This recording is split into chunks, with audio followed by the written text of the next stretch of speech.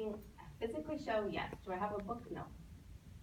What do you mean you physically showed them? You sat down for 2 minutes, you said, this is how I want you to answer the phone, and you walked away? A little more than 2 minutes. 10 minutes, an hour, a day, 2 days? Okay, an hour. Maybe we go through an hour of training. Okay. And then when they feel that they're confident, they can answer the phone. So I think one of the challenges for companies to grow is really understanding that when you're a small business, typically, you're used to doing everything. You're used to being the jack of all trades. And I'm sure that you say to your husband and your staffers, you know what, I'm just gonna do it myself. You guys, well, but that's not gonna work. Because you can't, it's just not gonna work long term. And I'm sure that you're the best at everything, Thank right? you. Well, I wasn't, it was kind of, I was kind of being a smart ass. So here's the thing, like, I think I'm good at what I do, but I do think that there's people better than me. Well, it doesn't sound like you think that. I graduated from college, and I feel like there's so Listen, many you people smarter started, than you me. started this business, it's an amazing business.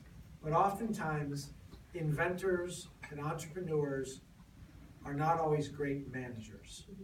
Because we're thinkers, we're creative people, our mind's moving on to the next thing. You're thinking about the next greatest shape and the next greatest thing. And so the problem is that you may get to the point where you need an operations manager, somebody that actually runs the staff, somebody that actually coaches and trains them. And it may be an investment that could cost you $60,000 or $70,000. It'll come right out of your earnings. But it could be the difference between you being 3.8 and 5.8. The challenge is gonna be if you hire that person and they're super efficient in operations and they're managing the accounting and the shipping and the invoicing, the question is, are you really willing to let them do their job? Or are you gonna usurp their authority and run them off? You have to figure out what is your role in the business and what is everybody else's role in the business and find that balance. And you sound at 3.8 million, I think most people would agree, you're probably ready for an operations person. You may already have that person, and so that's kind of problem number one. Problem number two is, are you gonna actually let them do their job? Because you seem like a type A like me. Like, I wanna get in there and do, you're not gonna do it, I'm gonna do it, we'll figure it out. The problem is in the long run, it really doesn't work because there are days where you're not there. You're at a trade show, you're pitching at a school, and the business still has to function. And so the greatest thing that an entrepreneur can do is to make sure that the business is better when they're not there than when they're there. I've kind of convinced myself that when I'm not there, it runs better than when I come back and screw it up. You have to get your mind around the fact that it's not your ego, it's not your pride. The business is bigger than you are, and if you can make it healthy, you'd give kids?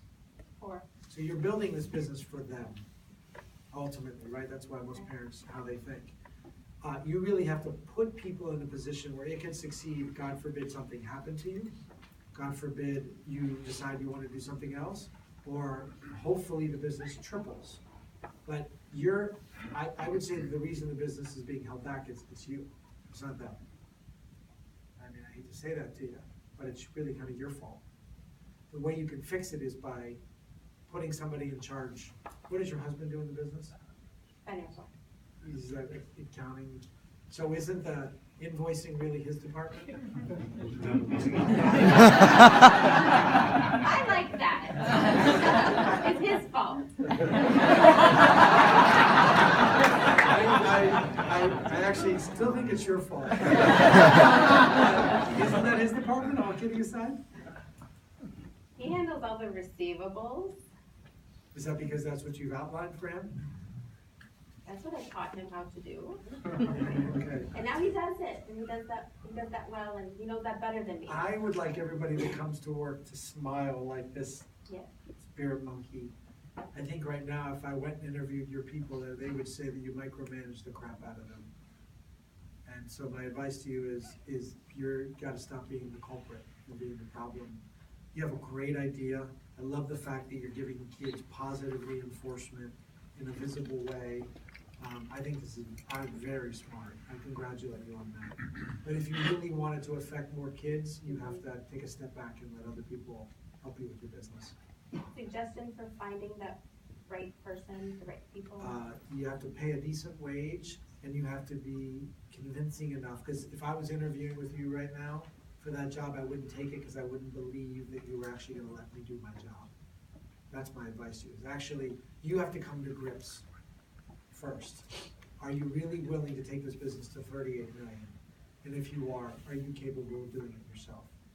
And the answer is no. And so I think you have some introspective sort of reflection to do before you, that's my advice, reflect about it. Seriously, I'm not actually trying to be funny. Yeah, I like it. It's this is pretty cool. And there's an Inc.